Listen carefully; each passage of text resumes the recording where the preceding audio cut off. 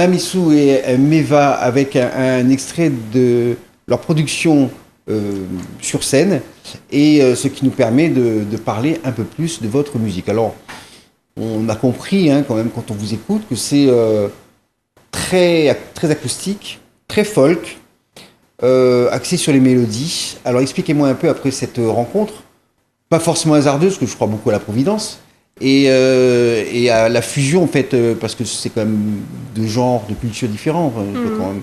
Donc expliquez-moi un peu comment vous avez mal axé tout ça, mélangé, et fait que ce duo finalement fonctionne, puisqu'apparemment vous avez l'air de tourner assez bien, vous produisez des disques régulièrement. On va dire notre premier instrument déjà, c'est la voix. On oublie souvent que la voix, ça fait partie de l'instrument. En plus, c'est naturel, on a tous la voix. C'est un instrument très personnel. Voilà. Et comme je viens de raconter tout à l'heure, moi, je me suis baigné dans la voix et la danse et la musique. Donc, avant tout, j'adore la voix. J'adore la voix et j'ai fait partie de groupes Polyphonie, Sengue, qui ont eu le lauréat RFI là. Donc, c'était la voix aussi, le bec entendu, c'est le genre de griot, quoi. Ouais. Donc, la voix, c'est quelque chose qui me fait vibrer. Et c'est comme ça qu'on a commencé à travailler ensemble, puisque comme je faisais ces chœurs, la première chose qu'on a travaillé ensemble, c'est harmoniser nos voix. Donc, ça a commencé vraiment comme ça, et tous les deux, on aime ça, les harmonies vocales. Moi, quand je faisais de la musique avant, on me demandait, est-ce que tu peux faire des voix là pour ce morceau-là? Voilà, c'est vraiment notre truc, ce qu'on préfère, quoi. D'accord, c'est chanter. Après, les harmonies vocales. Pourquoi en général, quand on chante, mieux vaut faire ça en harmonie, parce que sinon, après, les harmonies vocales sont importantes. Il y a pas mal de musique où ça peut se faire à l'unisson aussi, les voix. Ouais. Ça marche aussi. Dans le rock. Ou de réponse. Non, même en musique. Même en musique. Non, je plaisante, mais bien sûr. Par exemple, il y a beaucoup de voix à l'unisson. À l'unisson, oui. D'accord. Premier exemple. Ouais. Et la voix, c'est tout fait naturel pour moi, ou les malgaches. Quand vous voyez des malgaches qui chantent, s'il y en a ils ont dit première voix, et les autres qui va suivre, il va chercher deuxième voix. On ne sait pas c'est comment la deuxième voix, mais une voix différente que le premier. Après, troisième voix. Donc tu dois chercher une autre voix qui ne ressemble pas à deux. Quatrième voix. Tu vas chercher une autre voix qui ne ressemble pas à... Donc, après, on peut les faire chanter dans des tonalités différentes. Donc, tout ce qui colle tout de suite avec Meva aussi, elle adore la voix. Après, j'ai joué pas mal d'instruments acoustiques.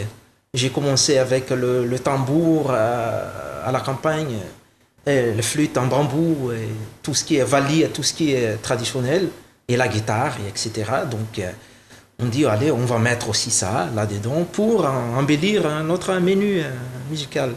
Donc, petit à petit, comme ça, avec la voix. Mais on met toujours la voix avant tout. Avant tout, la voix. D'accord. Une fois que la voix est placée, après, les voix placées, vous faites de la musique. Mais la musique reste très épurée.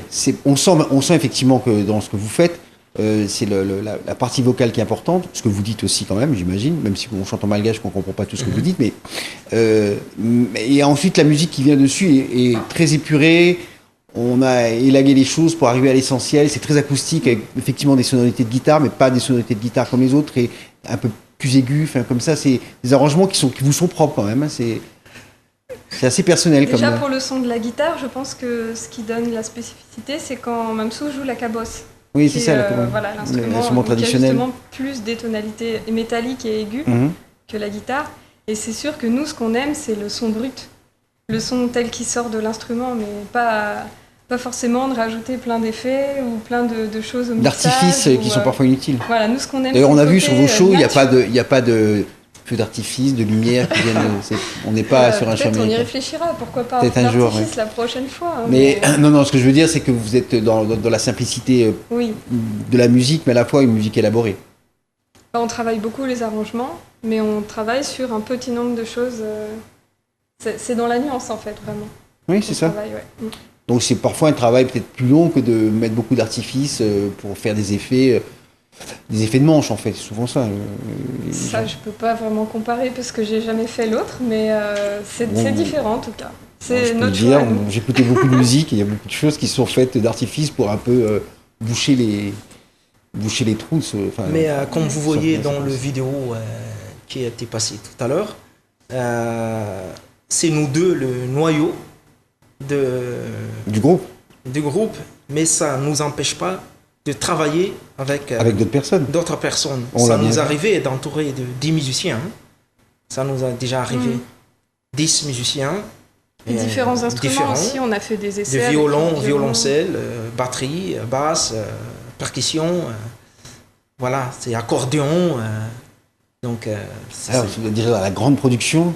Mais c'est vrai que quand on fait des shows avec 10, 12 musiciens, c'est plus tout à fait les mêmes budgets. Hein.